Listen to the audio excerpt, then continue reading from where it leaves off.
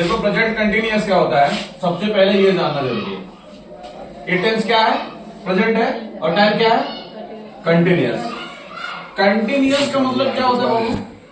Continuous का मतलब होता है जारी। क्या होता है? मतलब ऐसा काम जिस समय आप बोल रहे हो उस समय क्या होना चाहिए, चलना चाहिए, जारी रहना चाहिए, है ना। यानी जैसे मान लो ये वाला स्टार्ट पॉइंट है। किसी काम को ध्यान रखना, किसी काम को करने से पहले सबसे पहले प्लान बनता है। क्या बनता है? प्लान बनाई जाती है। प्लान के बाद में यहां से स्टार्ट हुआ, ये कंटिन्यूअस है। क्या ये कंटिन्यूअस है? और आफ्टर सम टाइम क्या होगा, ये समाप्त हो जाएगा ना, गेट एन एंड, ये समाप्त होगा। मान लो ये एंड पॉइंट है, तो ये जो बीच वाला है ये कंटिन्यूअस, इसी को हम कंटिन्यूअस बोलते हैं। जैसे जो काम चल रहा है, ये वाला काम क्या है, जारी है ना, इसको हम क्या बोलते हैं, कंटिन्यूअस, है ना। द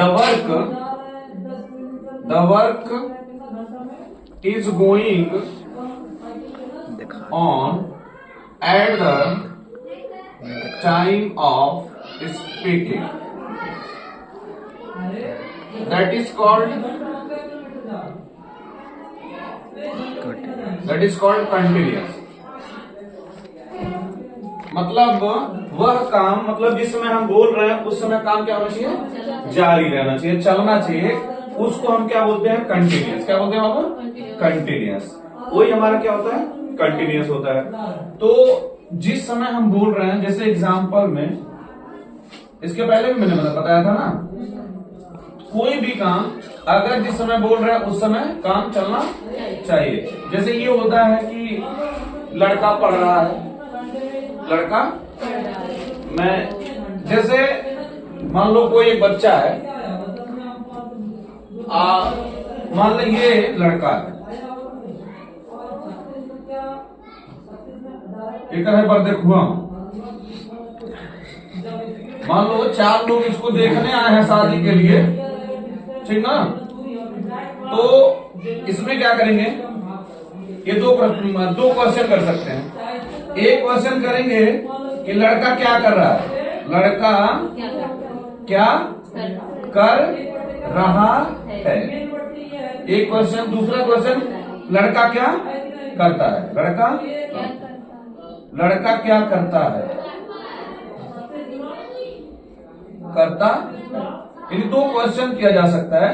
और दोनों का आंसर मान लीजिए किसी ने कह दिया कि लड़का पढ़ रहा है, लड़का पढ़ रहा है, या लड़का पढ़ता है, लड़का पढ़ता है। अब इन दोनों सेंटेंस में ध्यान रखना, दोनों सेंटेंस एक ही है। हालांकि हम कंटिन्यूअस में क्या बोलते हैं कि कंटिन्यूअस में लास्ट में रहा होता है, लेकिन ये कंटिन्यूअस है नहीं, क्योंकि कंटिन्यूअस तब होगा कि जिस समय हम बोल रहे हैं उस समय लड़का काम कर रहा हो। काम करना चाहिए, जारी रहना चाहिए। काम अगर जारी है तब तो वो कंटिन्यूअस है, अगर काम जारी नहीं तो फिर क्या होगा, वो कंटिन्यूअस नहीं हो सकता। तो जब ये इसको देखने के लिए लोग आए हैं और लड़की के पक्ष वाले पूछे लड़का क्या कर रहा है, तो लड़कों के पक्ष वालों ने कहा लड़का पढ़ रहा है। तो अगर वो किताब खोल के वास्तविक पढ़ रहा है उस समय, तब तो कंटिन्यूअस है। और अगर नहीं पढ़ रहा, वो पढ़ता है, उसका काम क्या है, पढ़ना, तो वो इंडेफिनिट है ना। तो ऐसा नहीं है कि मान लीजिए अगर कोई देखने आया तो बैठ के किताब खोल के पढ़ेगा, ठीक है, यानी पढ़ रहा है, यानी मतलब क्या, मतलब पढ़ता है, पढ़ नहीं रहा बैठ करके खोल करके, पढ़ रहा है मतलब पढ़ता है। एक्चुअली उसका वो क्या, कंटिन्यूअस ना होकर क्या है, ये इंडेफिनिट है। क्या है ये, इंडेफिनिट। तो ये कंटिन्यूअस नहीं हो सकता। क्या होगा, ये इंडेफिनिट होगा। कंटिन्यूअस कब होगा, जब काम जारी होगा, है ना, उसी को हम कंटिन्यूअस बोलते हैं। जैसे कौवा डाल पर बैठा है, कौवा डाल पर बैठा है। अब यहां पर देखो, यहां पर कंटिन्यूअस है, क्योंकि कौवे का एक्शन क्या है, एक्शन मतलब क्या है, बैठना, बैठना है ना। और कौवा क्या बैठा है कि उड़ गया, अभी उसका काम बैठने का क्या है, जारी है, चल रहा है ना। तो इसलिए कंटिन्यूअस है, इसको हम बोलते हैं कंटिन्यूअस, ठीक है ना। तो ये कंटिन्यूअस होगा, यानी जब काम जिस समय हम बोल रहे हैं उस समय काम चलना चाहिए। ठीक है, चलो इसके बाद वो कहाँ गई थी बनेगा। सबसे पहले क्या लिखते हैं, सब्जेक्ट ना, सबसे पहले सब्जेक्ट हो जाएगा। सब्जेक्ट के बाद टेंस कौन है, प्रेजेंट। तो कौन सा फॉर्म होता है प्रेजेंट, V1 और V5, V1 और V5। और कंटिन्यूअस कौन सा फॉर्म होता है, बिफोर, फोर्थ फॉर्म होता है, प्लस अदर वर्ड। अब इसी को हम तोड़ लेते हैं।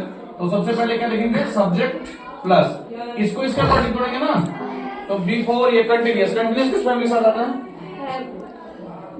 बी के साथ, हैव के साथ तो परफेक्ट आता है, किसके साथ, बी के साथ। तो बी का V1 और V5 हम ले लेंगे, क्या होगा, is and are plus before plus other word.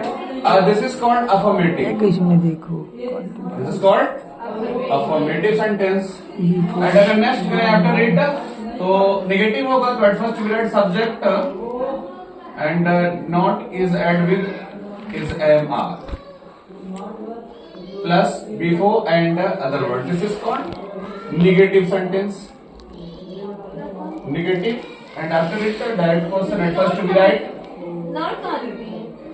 sorry auxiliary verb.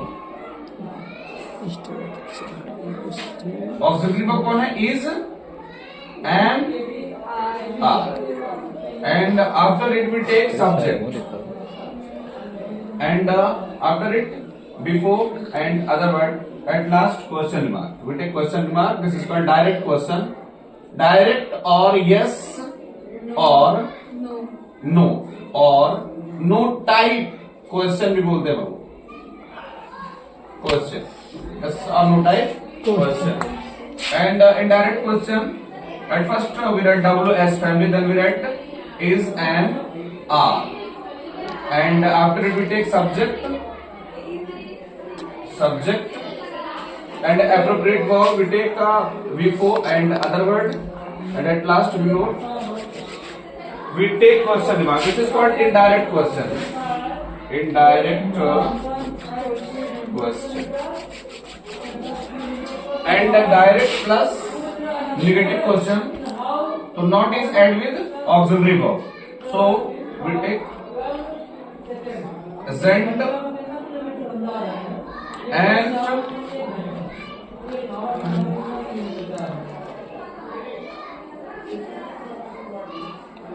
plus subject and before plus other word, question mark. This is called direct plus negative question, negative question. After it WH and isn't and subject before other word, and at last we take question mark. This is called indirect plus negative question. Indirect plus negative question, this is called.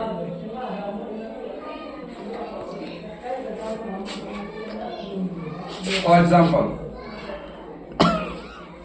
एक example ले रहा हूं, जैसे मैंने लिखा था ना, कौवा डाल पर बैठा है, यस सर, कौवा डाल पर बैठा है। तो एट फर्स्ट सब्जेक्ट क्या है, द क्रो। यस, क्या हो जाएगा, द क्रो। क्रो इधर से आएंगे, इज सिंगुलर के साथ सिंगुलर वर्ब होगा ना, इज सिंगुलर है, इज हो जाएगा। इसके बाद में फोर्थ फॉर्म क्या होगा, बैठने का, सिटिंग। क्या हो जाएगा, सिटिंग कहां पर बैठा है, ऑन होगा, एट होगा, क्या होगा, ऑन, क्योंकि बिकॉज ऑफ टच है ना, टच की स्थिति में है, तो ऑन द ब्रांच, ब्रांच हो जाएगा। एंड नेगेटिव क्वेश्चन जब बनाएंगे तो द क्रो क्या हो जाएगा, इज नॉट ना सिटिंग ऑन द ब्रांच, मतलब इसके अकॉर्डिंग। और अगर डायरेक्ट क्वेश्चन देखेंगे सबसे पहले क्या लिखेंगे, ऑक्सिलरी वर्ब। ऑक्सिलरीज में क्या है, इज पहले आ जाएगा, बाकी सेम ऐसे लिख देंगे, the crow sitting on the branch. उसके बाद में क्वेश्चन मार्क। डायरेक्ट क्वेश्चन की बात करें तो उसमें जब डब्ल्यू को जोड़, ठीक है ना, वेयर, जैसे where is the crow sitting on the branch, यानी ब्रांच पर कौवा कहां बैठा है। पहले इतना नोट कर लो, ठीक है।